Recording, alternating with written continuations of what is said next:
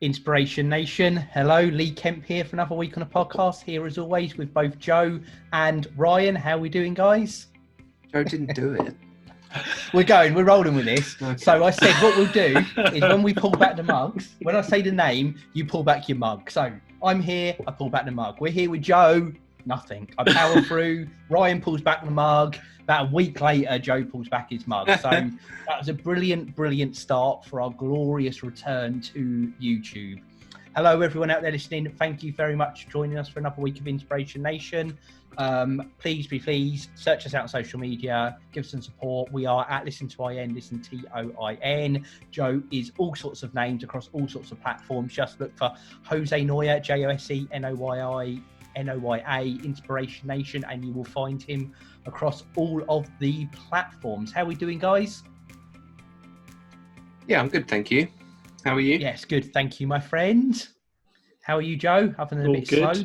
Looking very good with your Movember tash starting to grow out. I'm very pleased with it. Yes. I realise you are Spanish, but you are starting to look like an Italian plumber. So I hope you keep that going. Is that the famous Italian plumber? Because I don't mind that. It's a Mario or something that sounds better than that. Right. Wow. After that ramble, I'd like to say, what are we talking about this week? We are talking about the UK lockdown 2. That's what we're talking about. Ooh, Good. I wanted to talk about this. Good topic. Go on, Well, then.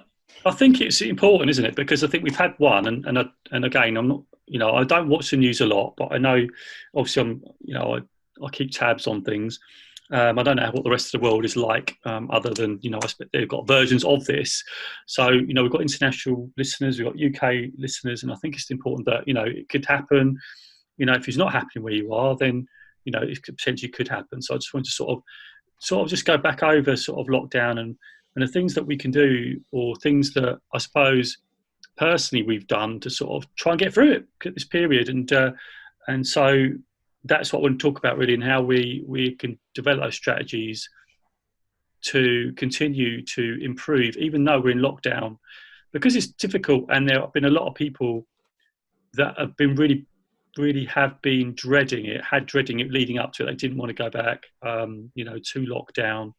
But this one just feels a little bit different to me. The reason I say that is because my daughter went to college, and when before, obviously, schools closed down, everything like that. But this time they're open. The public transport is still all full up. So, in that respect, it doesn't seem that much has changed. But obviously, if you're in work, you are encouraged to work from home if you can. So for those of you that are stuck at home, I just wanted to sort of like maybe have this episode around the things that you can do to maintain a good mindset, still work on yourself, and use that time really effectively, because we could just, go back into those old routines of maybe, some habits that maybe aren't helping us.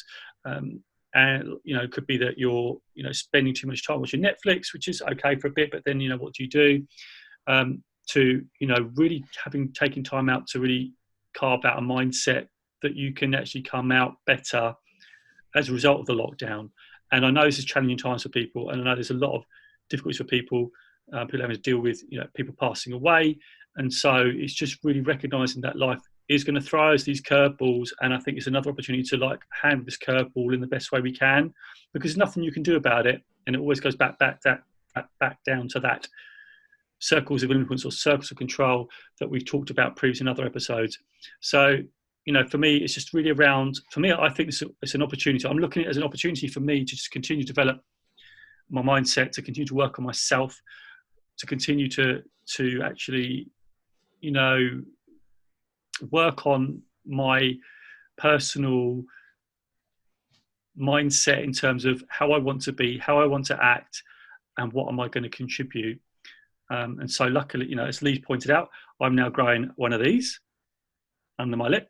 So I'm actually... That is a moustache for those who are listening and not on the YouTube.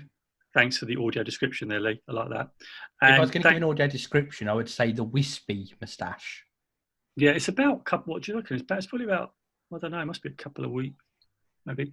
But that's it. I mean, so I wanted to run for every day now in November.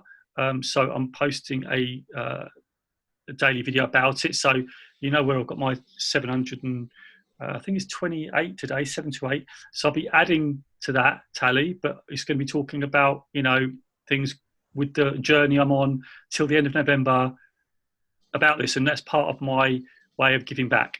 And so that's what I'm doing. And I think giving back and I think serving others really does help with your mental health. And so that's what I've got to say about it. So I'm just going to throw the ball over to you guys and just to sort of, you know, for you to sort of have your thoughts on this. Ryan, you said you were quite keen to talk about this. So what's your what sprang to mind? Yeah, I didn't really have a lot of like topic per se, but I'm glad we're talking about it. I think first of all, Joe alluded to it there.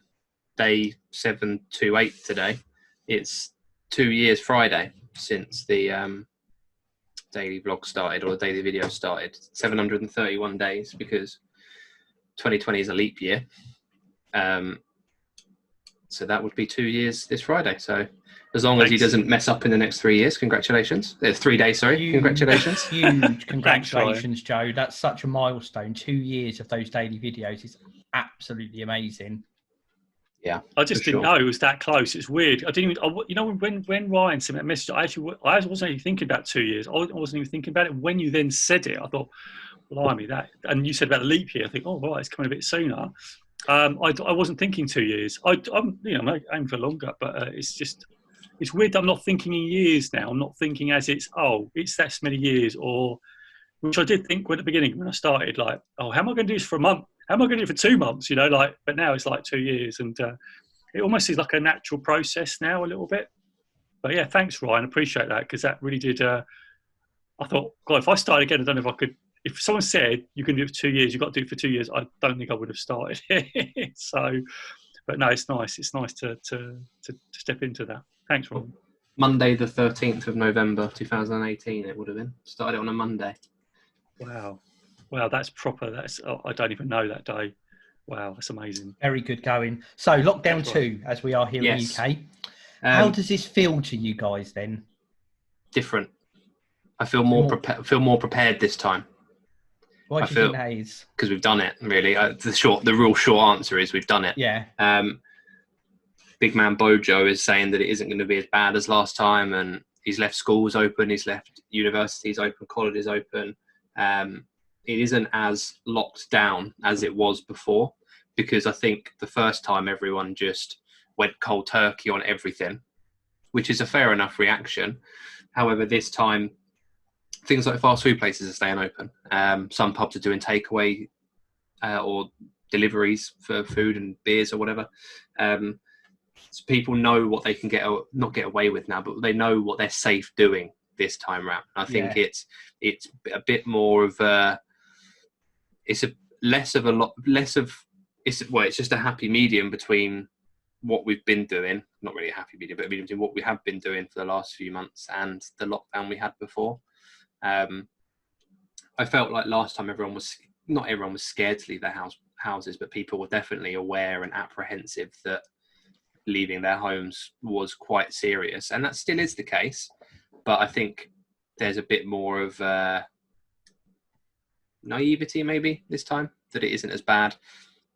I think people's tolerances are less this time. You know, I've seen arguments that I've suffered it for 3 months already. Why should I suffer it for another month and things like that? And, you know, each to their own opinion and things like that. So for me, definitely, not that I'm not taking it seriously, but it isn't as blown up in my mind as it was back in March, April. Is acclimatization the thing? Because I've been thinking about this, and exactly like you said, I remember the first time it hit, and it was, you know, loads of things. Apologies, I was trying to keep that cough off of the podcast there, which is not COVID related. I'm just coming off the back of a bad cold. Right, sorry, sip of water there. So, first time it was brand new. You know, we'd never experienced anything like it before. And there was lots of things that were very in your face. So, you know, it was go out for essential reasons only. Very unclear on what to do about face masks, gloves, skin. Didn't even know how it really moved from person to person at the time. We had the news, which is constantly about it, with all the warnings coming up. At the start and end of every advert was lots of tips about the virus, which still happen now, by the way. And I remember I'd come in every time I came in from the outside. It was almost like I was going through a decontamination process because I've been out of the house. And I remember quite a lot. I said, like a lot of people would, when things go back to normal, when things go back to normal, when things go back to normal. And pretty much from the start, my good friend Joe here would always say, but it's not going back to normal. It'll be a different type of normal. And that's where I say about the acclimatisation. Is that where we are, that we just settled into that different kind of normal, that we still wash our hands, there's still anti-bac everywhere, there's still the signs reminding you to wash your hands. But for me, having some anti-bac on the side in the kitchen, one in my car, one in my travel bag when I go travelling to see the kids and stuff, just making sure I've got it there. It's almost like, whereas it used to be wallet, phone, keys, it's now wallet, phone, keys, face mask and hand gel. And I don't even think about it now. It's just normal, whereas they were the big new things to do with it. And not about naivety or anything, Ryan, or like you said, not taking it seriously, but the fact that the virus is there, the fact I need to anti-bac when I go in and out of a shop, there's things that I will touch and won't touch, etc., is now just normal, whereas it was exactly like you said at the start, it was brand new then. So I think a lot of those things are still there. We've just kind of acclimatized to them almost, certainly for the time being part of life now. And whether a lot of that surrealness of when it started the first time isn't there now that we've got more rules imposed on us the second time. And then, like you said, it's a bit more relaxed that you can get takeaway food and stuff like that. I mean, pubs and restaurants and some shops are still shut, but I think what is an essential shop is a broader range as well. Yeah, for sure. So it is a degree of normality that it's not as restricted, but also some of the things that were imposed or brought in or suddenly got rushed on us, we've been doing for 6, 7, 8 months now. So they're just kind of, like Joe was saying, the new normal. They're just things we've acclimatized to rather than got rid of. So in the same boat as you, I think. I'm not so daunted by the situation this time. I think so much happened last time as well. Like we'll know with work that we had to up everything we knew and just go home, and we weren't allowed to leave our houses unless it was serious. And it was just everything at once. Whereas now I think we're more prepared. We're already working from home, as are a lot of office people or people in office-based jobs working from home as and where they can. I think it's less of a change this time, because it isn't you can do whatever you want to you can do nothing anymore. You're quite limited in what you can do you're a little bit more limited in what you can do now. So I think the change on people is the impact on people is lesser than what it was the first time round. How are you feeling about it, Joe? Yeah, I mean, I think both of you are absolutely right. I think it just feels different. I blogged about it actually. I blogged about it last week, and I just think it is just different. It just doesn't. I don't feel it's. I just don't feel we haven't. Personally, I just don't feel it's.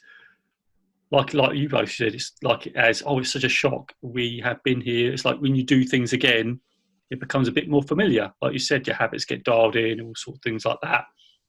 I think we're learning to live with it. And I think, it's a great thing that we're doing all the things that we need to do. But there's still going to be people out there that are going to be really suffering and they're not going to be wanting it. I think there's still people out there that are really struggling with it. I know, where I work, that there are people that are not wanting to go and work from home because they really struggled, but it is a bit different. And again, it's just that whole thing is that you just don't know what's going on in people's homes because they're still there. Of course, they can still get out, but it's just that whole thing, isn't it? For me personally, from a personal point of view, I'm with you two. Even from the first lockdown, I adjusted. I was quite fortunate. I adjusted quite quickly. But even now, is because everything's set up like you guys have said. It's almost like seamless transition. My daughter's still going to college, but again, nothing's much changed. People on the transport. So yeah, it just feels different. It doesn't feel as severe. I don't, if that's the word. It doesn't feel as severe. Yeah, I think that's right. But like you said, Joe, it's important. So we're all relatively good with it, and I think that's partly like all that stuff we said there, and also because. The biggest change of all was working at home, from being out in the office, spending I personally speaking, I'd leave the house at 6 in the morning. I'd get back 6, 7 in the evening. I was not at home in that time, and I am now home all the time. But I've been doing that, and I'm still doing it now. So there isn't that massive adjustment isn't there. And I've been able, through the stuff we talk about and, various support things and stuff, coped with the difference in socialisation, how it works and everything, got used to all of that. But there will be people for whom this is, far from ideal, that they're heading back into lockdown. They might be affected in a work way more severely than we are, or they might be living by themselves, and the idea of just being in and limited means to socialisation stuff might be a horrible thought. So I think, like you want to do, it's important to talk about what those coping mechanisms are. And we said before this that we do, we record the podcast, but we normally chat before and after as well, all together, catch up about things. Whereas we used to, in the good old days, we do it face to face. We now do it virtually each week. And I think it's important people still use the technology that we've got. It could be just picking up the phone, it could be doing video calls, it could be doing group messaging things, just whoever you see in the real world, so to speak, that you use these methods to keep in touch with people still, because really reach out. If you're feeling it, chances are the people on the other end of that are feeling it as well, and you reaching out can really help them, or you might be one of the people to get reached out to. But I think it's really important just to be open to adapting to the new ways of kind of communicating and staying in touch and everything like that. Yeah, and I think, Lee, I think what you said about Lee getting more humour in your life, I think having a bit of comedy, I think that helps. Absolutely. Really does help. Absolutely. I think that's really helped me, like even from the first one. I mean, I think that when we come on and before we record, we have a little bit of a laugh, we have a chat, we a bit of iron banter, right? Banter. It's great because it just lightens everything, and it puts things into perspective. And if someone's got something on their chest, we can let it out, can't we? And I think it's a really nice thing to do. And I think that sort of thing, even virtually, can really, really help. And always encourage people to talk about how they're really feeling, because that's a great first step to acknowledge that you are doing that, and just connect with people who you really trust. I think it's just important. Absolutely. And on the flip side, there are positives, I suppose, where you look for the benefits in every situation. So I've got tomorrow night a social thing with people from work, and we're playing my favourite game of all time. We're doing an online Monopoly session between about 6, 7 of us in the evening. Now, I'd never be playing that game with people I work with in the first point, because it's not what you do in a work social. It's just going out to the pub or whatever. But because of the geographic distance between us, this is the third one now we've done. So we did a Pictionary night, we did a online escape room night, and now we're doing a Monopoly night. And I'd have never done those activities with these people, or probably within a 6-7 month period, met up socially with them 3 times, just because the distance makes it impossible. Whereas now, this is your first port of call in this situation, as it was for the first lockdown, is meeting up virtually. And I think it opens up a whole new world of possibilities. So I'm really looking forward to this tomorrow. And I don't think it's something that ever, if you rewind 12 months to say to someone, oh, shall we all meet up and play Monopoly online through Zoom, you'd be looked at like you were crazy. Yeah, that's hilarious. That's a really good point, actually. And I think really for me, again, just focus on, and it is, as we talked early on, this, it wasn't an easy adjustment, but I think there's definitely, not to undersell people who are feeling it, but there's benefits that you can see in this. And it's like you do with everything. It's this over here might have gone, but what have you got, or what can you do instead? Sorry, I cut you off there, Joe. I didn't mean to. No, you're right, because I think it's just people, like we've got people up north that we would never have seen, and now we see them more than ever because of the because of the digital technology that you have.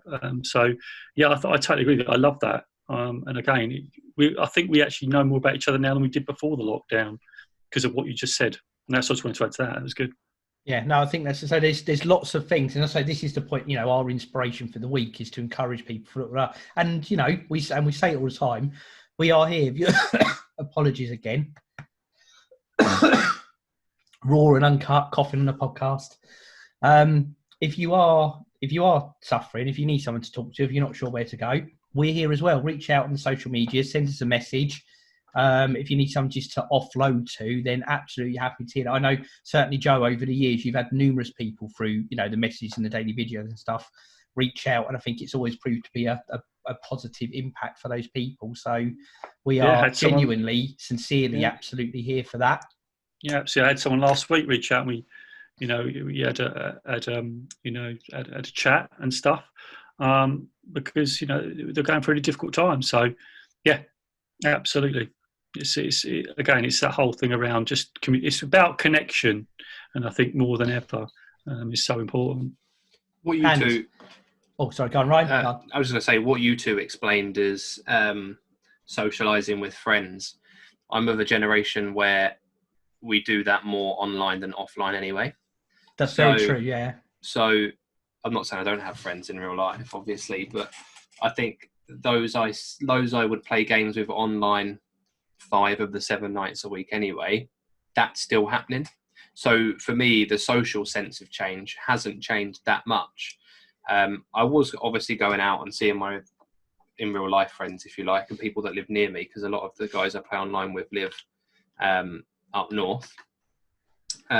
However, I'm doing that less, but spending the same amount of time I did before with the other friends. So for me, that social interaction still exists, I think. So I don't really think that's been that much of a transition for me. I was going to say that I don't feel as though I've gained any more time in my day, but that might just be because I'm not finding that time in the day. The drive to work, the staying in the office late, that isn't happening anymore. I'm starting work early still every day, but I don't feel as though I'm finding any more time with my day. So maybe that's something I need to look into myself. I don't know. I feel a similar position on that. In that I know I do, because I can feel benefits in the way I can organise my time. It's a lot better than it ever has been because of using the travel. But at the same point, it's not like I get to 2:00 and go, oh, I've done everything I normally would have done by 6. I'm going to kick back, or I'm going to do something else, or I'm going to go and learn to play the piano or a foreign language. It's still, I don't, from that sense, it's not like I've suddenly got time where I'm just twiddling my thumbs. I do feel it's my routine is, and more relaxed isn't the right thing, but I think I've just lost key bits, time ironing the shirt, time driving to work, time making my lunch for the next day, those sort of bits. But I don't know where I've lost that time to. Yeah. That's what I'm saying. And that's the bit I'm feeling as well, is I don't know what I've got back. Yeah, I'm not doing anything more. In fact, I'm sleeping less than what I was in the office, because I was getting up at, we've spoken about it before, but 10 to 8, 5 to 8 when we were in the office, jumping in the shower, getting dressed, ironing the shirt and going out the door. But I'm online at work for 7:45, 10 to 8 every day.